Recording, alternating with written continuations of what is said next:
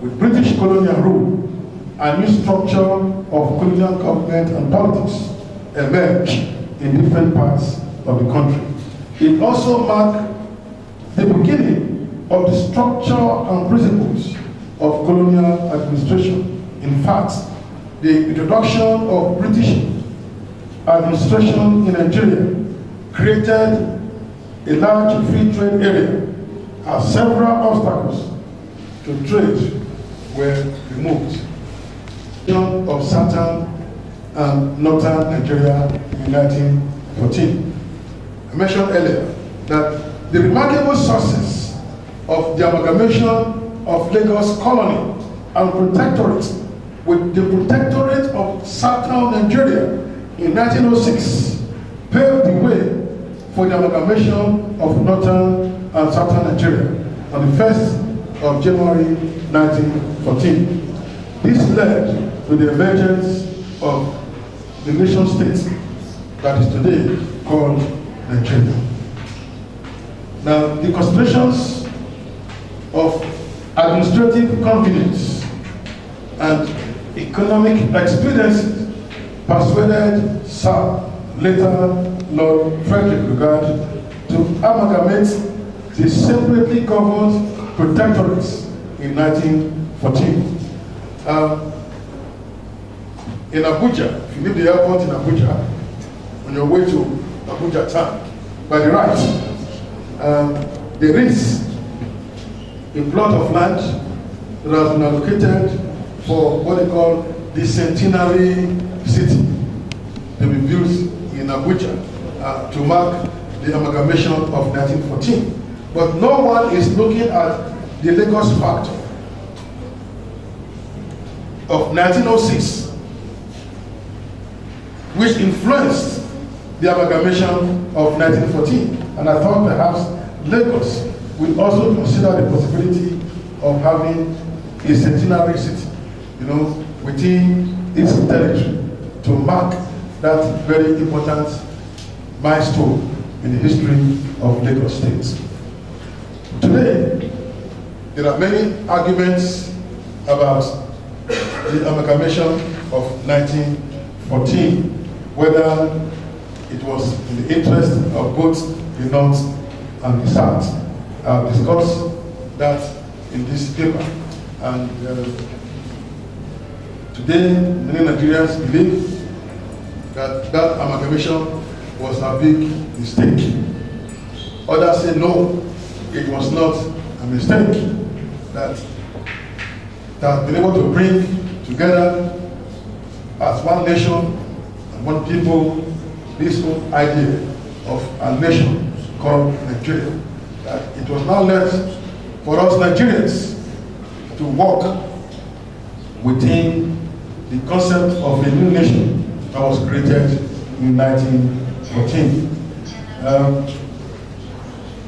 We also want to look at Lagos and the colonial superstructure that was created from 1914 to 1951.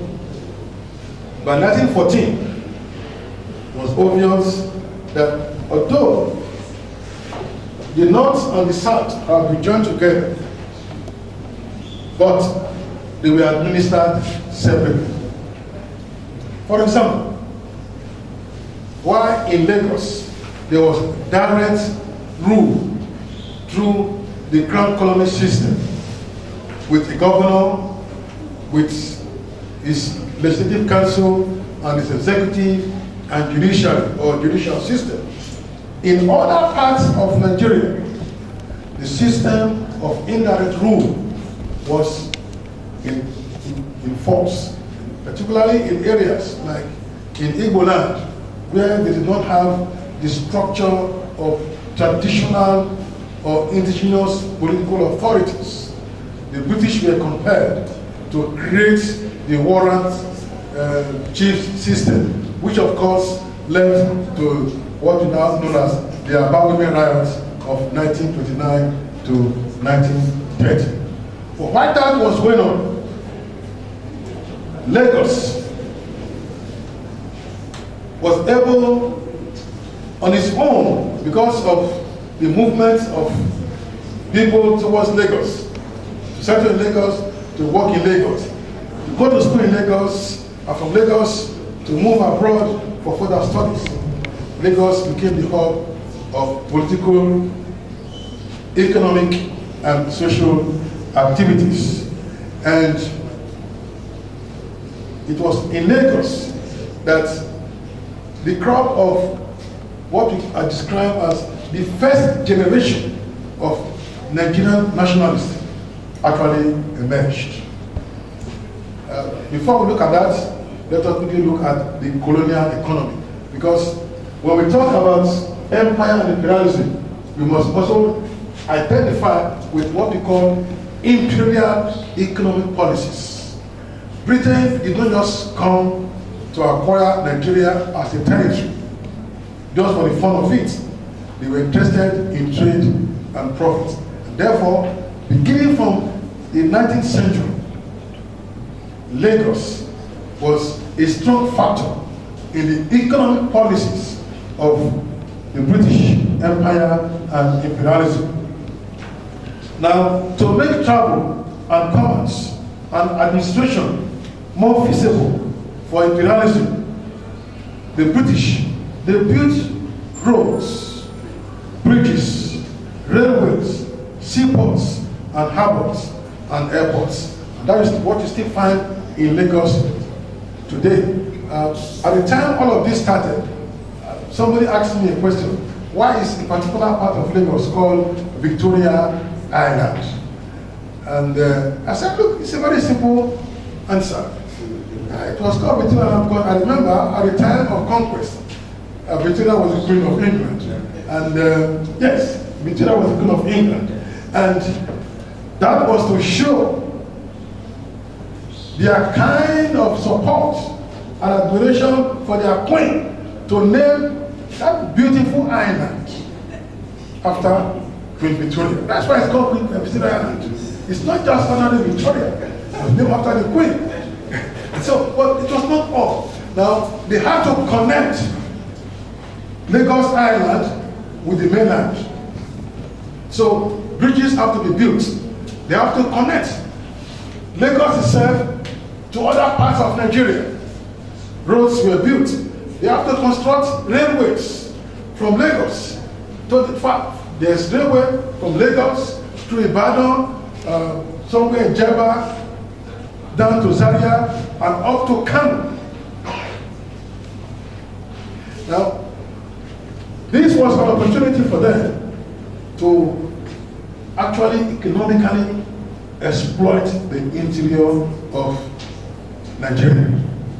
Areas like the Benin area, for example, they didn't have any railway. Now the Benin area had timber and rubber and palm produce. And so this was transported through the rivers. So there was no need for railways. That is why they established the Africa Timber and Plywood Assembly. So once the wood was treated on land, they moved to the waters. From the waters, they moved straight to Europe. And these were needed to build their own economy and society. So the network of roads from Lagos, the harbors, the seaport, the airports that were built, they were all in the interest of expanding their travels, their trade, and administration. I also described here the different phases of colonial policies. It relates to empire and imperialism. The first phase was a period from 1900 to 1930, which was the period of agricultural production for exports. 1900 and 1930. All the British were concerned was export, to make profits, get the products, and move